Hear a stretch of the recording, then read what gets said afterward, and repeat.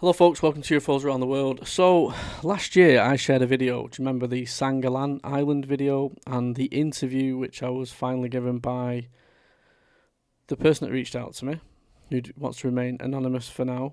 He has said he would put his face to camera, but he's very busy.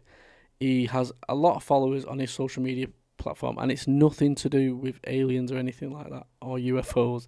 It's totally like nothing to do with it. He's famous for his own talent, let's say. So he reached out to me because of my TikTok channel. For people that don't know, I have a TikTok channel. I have 250,000 followers on my TikTok.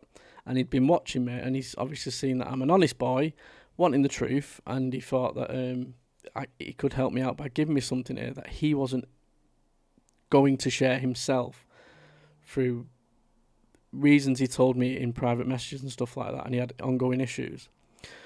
All I'm going to say is that this person and the brother went over to this island. There was like backpacking, going, I think they was doing some sort of holiday, just going around, travelling a little bit. And they came across this island, San Gallan, and the people around it, the fishermen that were telling them stories, the little people, they'd call them the kids. There was like 3 to 4 foot tall, and they stunk. They had like a smell to them. They would play games. They had a sense of humor. They would steal things and go back into the caves and stuff like that. So I'm going to show you the island in a minute. In fact, I'll show you the island now. So this is the island here, San Gallan Island. It's west of Peru. And this is where it all happens. And the people are threatened not to say anything. Like, there's so much stuff that he has that he wants to give me that I've been working on since last January. January 2024, I've been speaking to this guy. He's reached out to me, started talking, sent me a few things. You could tell he was gauging, finding out about me. Even told me that I should, when he gives me all this stuff, that I should monetize, that I should try and make money from it, to do good for my family and stuff like that. I was like, no, I just want to release it.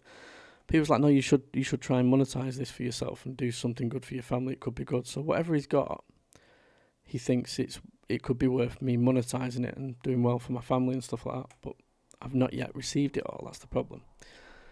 But I would just like to release it out there. So what I have got is a few images, a few stories that he's told me, and an interview that he's given me from Luis Alberto, who's sadly no longer with us, but his family wanted the interview out there. Now, I have reached out to Polarity last year, and he shared the video. I have reached out today to Pavel, because I think he speaks this language. So there may be mistakes on the translations here, because I'm sure it says like gay or something like that, and there's a different meaning to it or something. So I'm going to share it to Pavel, and he can go over the lingo and stuff like that. And he's investigating this, and he was on the Jesse Michaels thing, so he might be able to help me, and I can help him at the same time. Hopefully Jesse sees this, because I'd like Jesse to, if he's over there in Peru, just get on that little boat there, Jesse, and have a little tinker over here. And I'll tell you something else as well. There's a piece of footage that this person has, right, where he says they was stood here, or there was camping here, or doing something here. I'll have to go back through my messages. And about here, a UFO submerged into the ocean. A UFO submerged into the ocean. And they're always dancing around in the sky. The fishermen are always seeing it. They're stealing the fish. They're a nuisance to the fishermen and stuff like that, but they can't speak about it. They get threatened, you know what I mean? And it's quite an isolated island. It's they don't have the same media. The media that we have, we think we have freedom in the press. We really don't. You'd be surprised, although it is all right, it's still pretty restricted. I can only imagine what other countries are like. So I'm going to go straight into this this interview, right? It's the first interview. I've got 8 more interviews that he's going to give me, and there's more of his own interviews with these fishermen and stuff like that. And they was going to release this themselves, but they've come up, they've gone their own separate ways, doing things and stuff like that. So he's been looking for someone to reach out to, and he's reached out to me. Yes, just a lad from Manchester he's reached out to. And I'm trying to do my best to get it out there for him, and get people who I think are prominent in this topic to see it, like Jesse Michaels, who's currently investigating the Peru stuff, get your eyes on this, pal. I have reached out to Stephen Gray, sent him the images, but I'd rather send it to someone like Jesse than I would to Stephen Gray, because I think I'll keep that to myself. That comment that I was going to say. Then let's go straight into this. So this was on my channel. I shared it 6 months ago. Oh no, shared it a month ago, this one, but I originally shared it 6 months ago as well, because I wanted to try and get more people's eyes on it. So this is in memory of Luis Alberto JH. I can't remember what the JH was. So I'll just play it. And again, it's in subtitles, and there are some errors, so any help would be appreciated.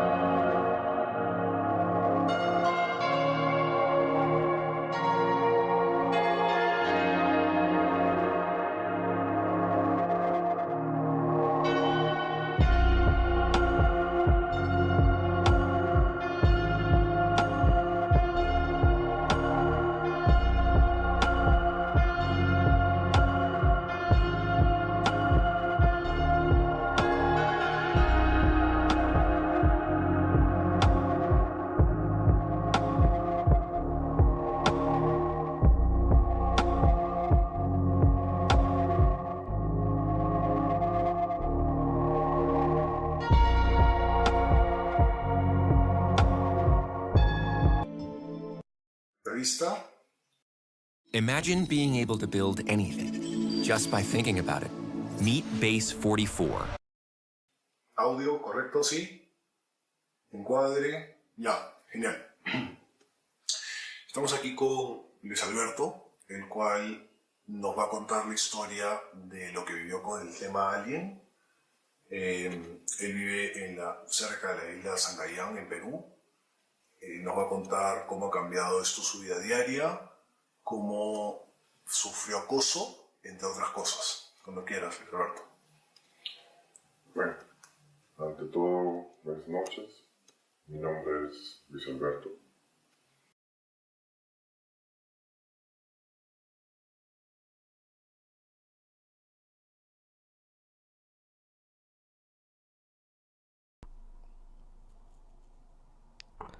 Sorry, I had it on mute. So bear in mind, this person's now dead, and there was some text on there's some text at the bottom there saying he had difficulty focusing, and he was showing symptoms of traumatic stress and stuff like that. Like I said, I've done my best to translate it, but there could be errors in it. So please just help me out. Yo soy proveniente de la provincia de Tacna, de Perú. Durante toda mi vida he vivido cerca al mar. No podría decir exactamente dónde, así que hacer esto no es fácil para mí porque, como dijo acá el amigo que venía a visitarnos, ha sido varios años ya que vengo sintiéndome así, que me vienen a buscar, que me piden información, y yo muy molesto con este tema. Quisiera poder pedirles que por favor ya no lo hagan porque afecta a mi familia y a mí. Luis Alberto, ¿puedes narrarnos cómo empezó todo este evento que cambió tu vida? Bueno, salí a pescar con unos amigos. Yo hacía turismo hace tiempo, pero eso era así para ganarme algo nomás, pues, ¿no? Así para compartir con las amistades.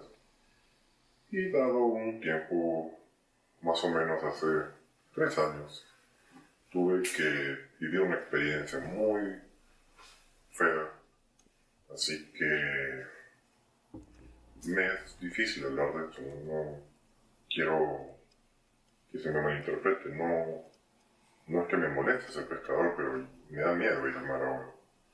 Y se me hace muy difícil hablar de esto en público porque me han llamado loco, me han llamado imbécil, me han llamado, de todo me han dicho. uno pues se siente mal, ¿no? Porque está con la familia, con los invitados. Así que todo empezó, ese viaje que fue aproximadamente hace 2 años en la isla San Gallan. Y ahí todo ha sido feo. Mi vida ha sido un desastre porque, como dijo acá el compañero, el amigo, incluso me han tirado piedras a la ventana y me han querido quitar muchas cosas, muchas cosas. Muy bien, Luis Alberto. ¿Y puedes contarnos un poco de cómo fue tu experiencia? Lo que nos contaste al respecto de lo que viste, cómo lo viste, a qué hora, todos los detalles que puedas recordar, entendiendo que es algo traumático, ¿no? Para ti.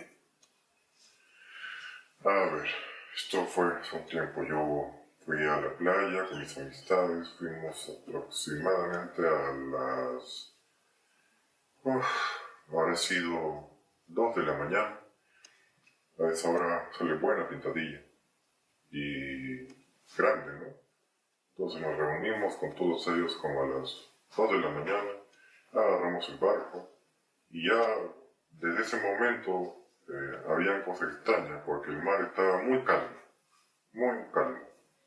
Y generalmente no es tan calmo en esos momentos, ¿no? La madrugada, por el tema de la luna y la marea, el mar suele ser bastante fuerte.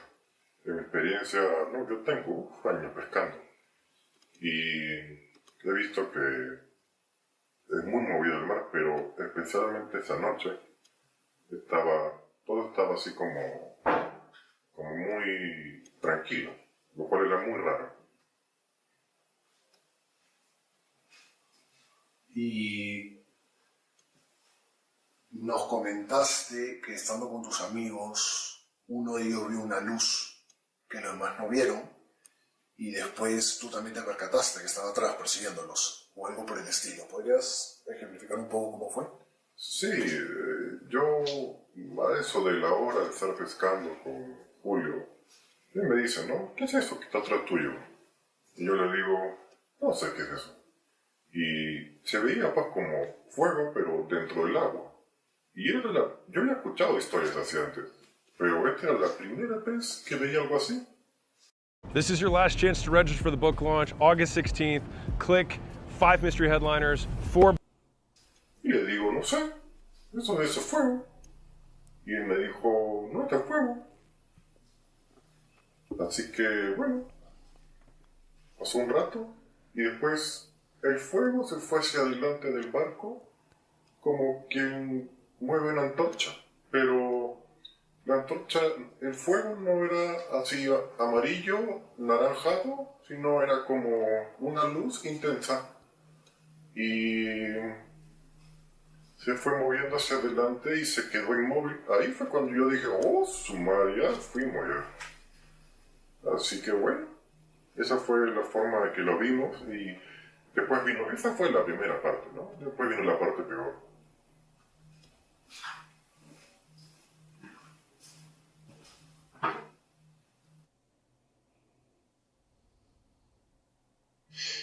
Y Luis, ¿nos puedes contar, bueno, frente a la cámara, frente a nuestros espectadores, cuál fue la parte que realmente de toda esta historia te traumó?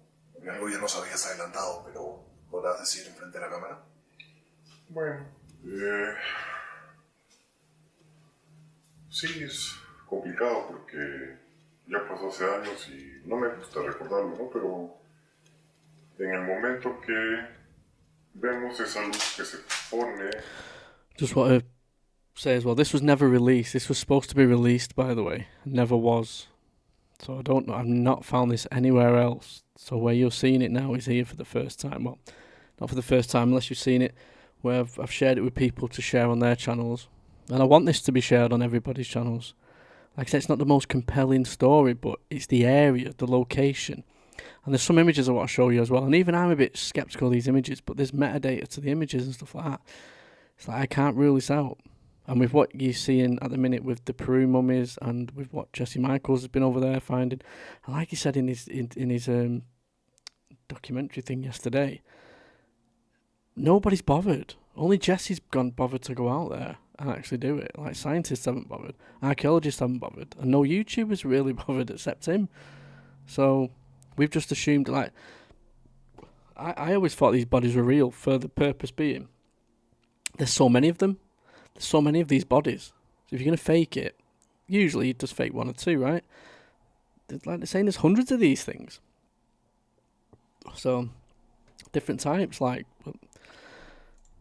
Adelante del barco, ¿no? Se siente como un temblor en el barco que yo conozco, pues, tiempo que estoy en el mar, nunca se siente algo así. Pero esta vez todo tembló, así como temblor, pero más fuerte.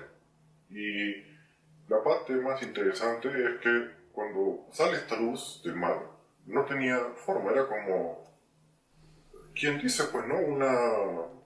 Una esfera, ¿no? Una bola, como giratoria, que tenía colores de luz blanca, luz roja, y no había forma en sí, era como algo muy raro. Y en ese momento vino la parte más rara, que fue que el pelo de todos, el cabello como le llaman aquí, se nos erizó, se nos paró. Fue como algo así como pasa cuando la Tierra es estática. Y ahí fue que esta parte se puso fea, ¿no? Porque la luz empezó a subir despacio y se escuchó como un zumbido, algo así como... Y eso es lo que dio miedo, más el temblor, más el pelo. Todo sumado fue como una pesadilla, fue una pesadilla. Así que esa fue parte fea, ¿no? Todos nos fuimos al piso del barco, empezamos a decirle a las personas lo que nos había pasado unos días después, nadie nos creyó, y ahí vino el problema que le contamos, pues, ¿no? A la policía, llamamos a la policía, al 105, ya vinieron, y nos entrevistaron, pues, ¿no? Nos trajeron una persona que supuestamente dijeron que, no sé, venía del extranjero, de esos lugares, pues, ¿no? Los gringos, y ahí fue que empezó todo este problema con lo de las redes, con lo del acoso y todas estas cosas, ¿no? Muy bien, Luis, muchas gracias. Sé que no es fácil para ti repetir estas cosas. Nos contaste fuera de cámaras que había sido muy complicado. De verdad te lo agradecemos por nuestros espectadores. Y una pregunta. También nos comentaste que después de que la policía intervino y llamó, el que creemos nosotros, alguien de la Agencia Federal de Estados Unidos, me dices que después ellos, sin la policía presente, te buscaron en tu casa, ¿puede ser? Y hablaron con tu hermana. Luego ya de varios meses, no, mi hermana no, vinieron a buscarme acá a la casa, dos personas que no hablan casi nada de español, ¿no? Y yo paro en el mar, trabajo, vendo mis cosas en la plaza, pero vinieron al mar y, no sé, tocaron el timbre, salió mi mamá, y bueno, así que, y bueno, de ahí... Yo he conversado con la gente de la zona y le he preguntado, oye, ¿ustedes conocen a alguien así que haya visto estas luces? Y imagínate. Watch how smart POD sellers turn one design into 10 different bestsellers using... Todo el mundo me decía, uy, Luis, todo el mundo vemos todo el tiempo eso. Lo más cercano que puedo decir para que entiendan más o menos qué cosa estoy explicando, vendría a ser como que cuando la luz sale, todo... El cielo se pone como si fuera, como día, ¿no? Una luz cegadora de varios colores y el cielo negro se pone blanco. Es una explicación lo más cercano que puedo dar. Y sí, los pescadores acá, después de esa experiencia, hemos visto varias veces la misma de esto, pero ya más lejos, ¿no? Esto pues cerca. La vez pasada fue lejos. Y luego hemos visto ver unas, yo diría que 30 veces cada año más o menos, especialmente cuando la marea se pone suave. Y cuando la marea baja, ahí es que aparecen estos animales, que son raros, ¿no? No hacen daño, pero a la gente le tienen. Would be interesting if someone big actually did properly get onto this and this actually get out there in the eyes of the people and some of the Peruvian people started to see this. If it would kick up a fuss, I think it would. Because I'm telling you now, there's 8 other tapes and a lot more stuff to come with this, which I'm hoping to get. I just need help from you lot to get this shared out there as much as possible. I know there's something here. I know there's something special with that island. And I know there's something to be looked into there. And if this can be put into the hands of the investigator, the UFO investigators that have the financial funds to go and do the travelling, to go and investigate these places, like a Jesse Michaels, for example, just have a little boat trip over there, Jesse. I'm sure you've got the funds for it, Chief. Go over there, take a sleeping bag, and a tent, and go and speak to these people. Miedos. La gente tiene mucho miedo por su vida porque todo el cielo se hace así como de día y es en la noche.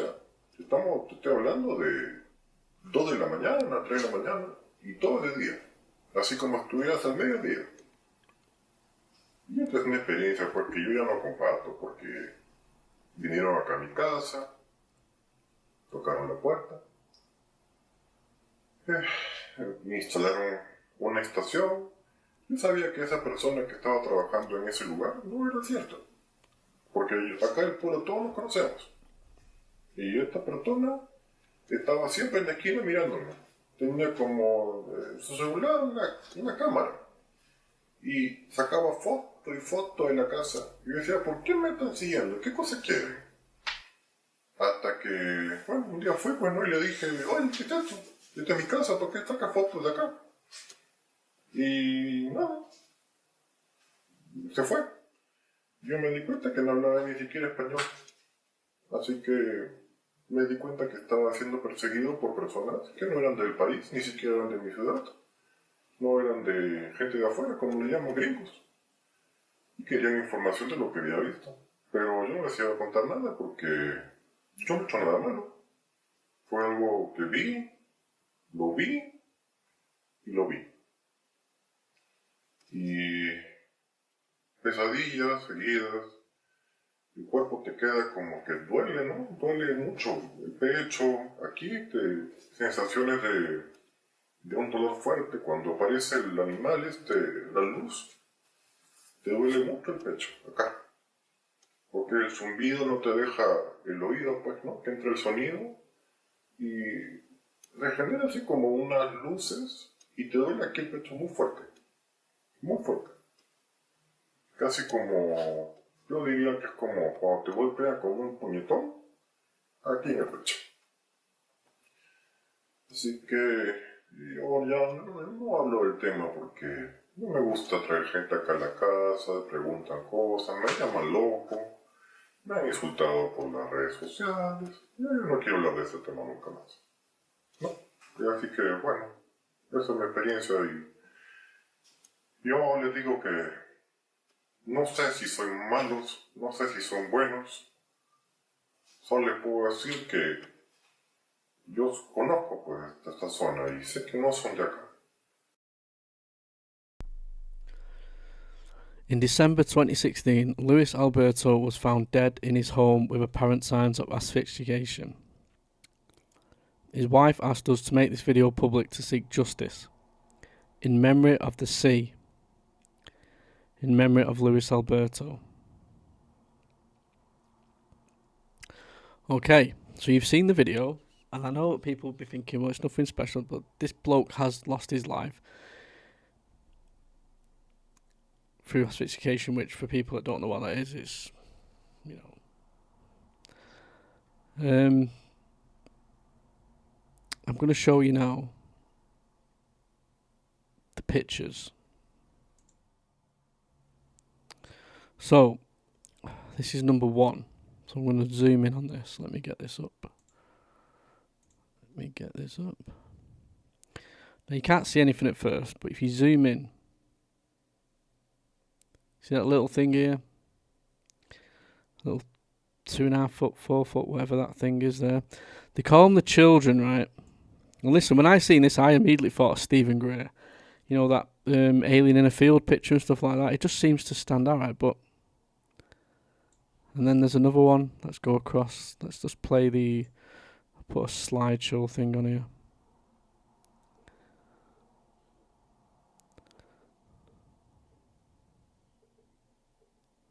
And there's the other one. Pause that a second.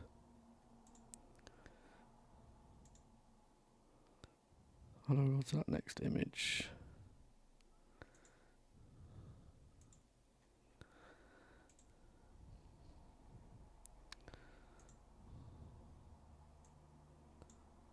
Not sure how you do it.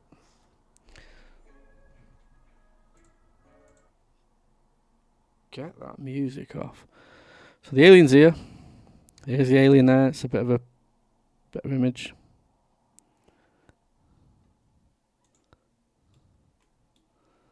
Can't zoom in though. See if I can zoom in.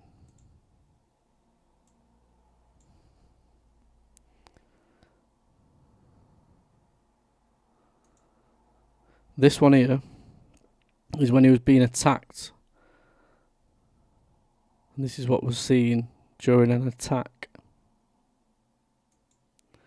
This is the metadata. Like I said, I'm not an expert on metadata, no idea. All I know is it's saying that it was 2012, is it? Let's have a look.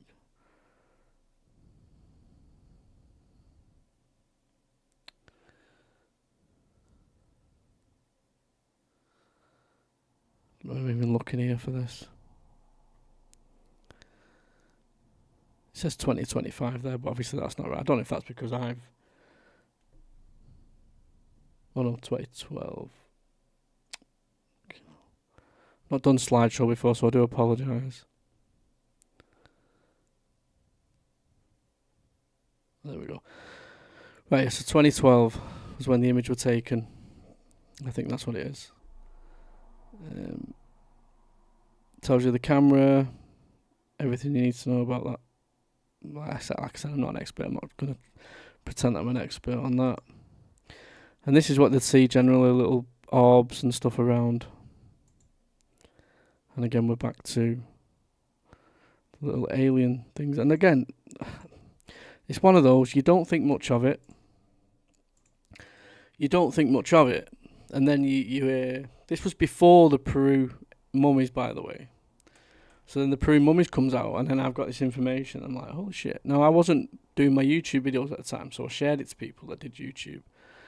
I was on my TikTok. I was concentrating on my TikTok. This is why he reached out to me. So people saying, oh, why is he, if this is real, why has he reached out and shared it to you? Well, I have 250,000 followers on TikTok. So for people that are on TikTok that follow the UFO stuff, they'll know who I am.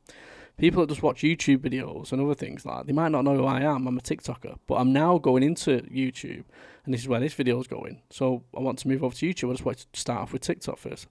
I just think the algorithm's better. That's the only thing.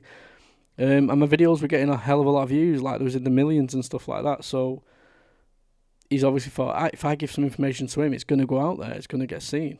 And it did on TikTok, but it's not getting the virality on YouTube, which I think it needs to go. It needs to go onto YouTube. So I'm hoping, like I said, certain people get their eyes on this. I can even put them to the person that I'm speaking to. I'm sure I can do that, and then I can leave them alone. Obviously, I want to be in the loop, and I'll be like, what's going on here and stuff like that. But yeah, I'll be happy to like introduce you and get you speaking and stuff like that if you want to take this serious, because this is 100% serious to me. I can tell the way he's cautious about giving me things and stuff like that, and it's very well put together as well. That thing is in, I don't know. Like these images, like I said, I'm a bit skeptical myself. I even said that to him. I said I'm a bit skeptical. Like, he sent me the metadata and stuff, and he says, But the response wasn't really good for it, and I think that's what disappointed him. And I think he thought, well, if they're not believing this and this is real, what's the fucking point? So I'm trying again. For the people that believe the mummies are real, let's take this. Let's take San Gallan Island. And let somebody with the funds get on a boat and go to that island and see if you get any warnings for documenting on that island. Or see what you can see on there. Right. That's the end of the video. So, as always, you drop a little subscription, that'd be great. I'll give it a share, always helps in the views. And as always, I'm going to love you and leave you. Good night, God bless. See you on the next one.